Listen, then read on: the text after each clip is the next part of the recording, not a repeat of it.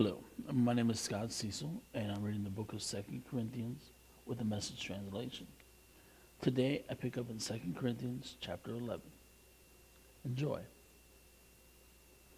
Will you put up with a little foolish aside from me? Please, just for a moment. The thing that has me so upset is that I care about you so much. This is the passion of God burning inside me. I promised your hand in marriage to Christ. Presented you as a pure virgin to her husband. And now I'm afraid that exactly as the snake seduced Eve with a smooth patter, you are being lured away from the simple purity of your love for Christ. It seems that if someone shows up preaching quite another Jesus than we preached, different spirit, different message, you put up with it quite nicely. But if you put up with these big shot apostles, why can't you put up with simple me? I'm as good as they are. It's true that I don't have their voice, haven't mastered that smooth eloquence that impresses you so much. But when I do open my mouth, I at least know what I'm talking about. We haven't kept anything back. We let you in on everything. I wonder, did I make a bad mistake in proclaiming God's message to you without asking for something in return? Serving you free of charge so that you wouldn't be inconvenienced by me? Turns out that the other churches paid my way so that you could have a free ride. Not once during the time I lived among you did anyone have to lift a finger to help me out. My needs were always supplied by the believers from Macedonia province. I was careful never to be a burden to you. And I never will be. You can count on it. With Christ as my witness, it's a point of honor with me. And I'm not going to keep it quiet just to protect you from what the neighbors will think. It's not that I don't love you. God knows I do. I'm just trying to keep things open and honest between us. And I'm not changing my position on this. I'd die before taking your money. I'm giving nobody grounds for lumping me in with those money-grubbing preachers, vaunting themselves as something special.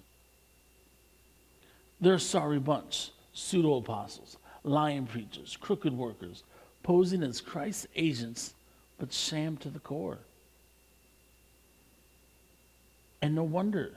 Satan does it all the time, dressing up as a beautiful angel of light. So it shouldn't surprise us when his servants masquerade as servants of God. But they're not getting by with anything. They'll pay for it in the end. Let me come back to where I started. And don't hold it against me if I continue to sound a little foolish. Or, if you'd rather, just accept that I am a fool and let me rant on a little. I didn't learn this kind of talk from Christ. Oh, no. It's a bad habit I picked up from the three-ring preachers that are so popular these days. Since you sit there in the judgment seat observing all these shenanigans, you can afford to humor an occasional fool who happens along. You have such admirable tolerance for impostors who rob you of freedom, rip you off, steal you blind, put you down, even slap your face. I shouldn't admit it to you, but our stomachs aren't strong enough to tolerate that kind of stuff. Since you admire the egomaniacs of the pulpit so much, remember, this is your old friend, the fool, talking. Let me try my hand at it. Do they brag of being Hebrews, Israelites, the pure race of Abraham? I'm their match. Are they servants of Christ? I can go them one better. Can't believe I'm saying these things. It's crazy to talk this way. But I started, and I'm going to go finish. I've worked much harder, been jailed more often, beaten up more times than I can count, and at death's door time after time. I've been flogged 5 times with the Jews, 39 lashes. Beaten by Roman rods 3 times, pummeled with rocks once. I've been shipwrecked 3 times and immersed in the open sea for a night and a day. In hard traveling year in and out, I've had to ford rivers, fend off robbers, Struggle with friends, struggle with foes. I've been at risk in the city, at risk in the country, in danger by desert sun and sea storm, and betrayed by those I thought were my brothers. I've known drudgery and hard labor, many a long and lonely night without sleep, many a missed meal, blasted by the cold, naked to the weather. And that's not the half of it when you throw in the daily pressures and anxieties of all the churches. When someone gets to the end of his rope, I feel the desperation in my bones. When someone is duped into sin, an angry fire burns in my gut. If I have to brag about myself, I'll brag about the humiliations that make me like Jesus. The eternal and blessed God and Father of our Master Jesus knows I'm not lying.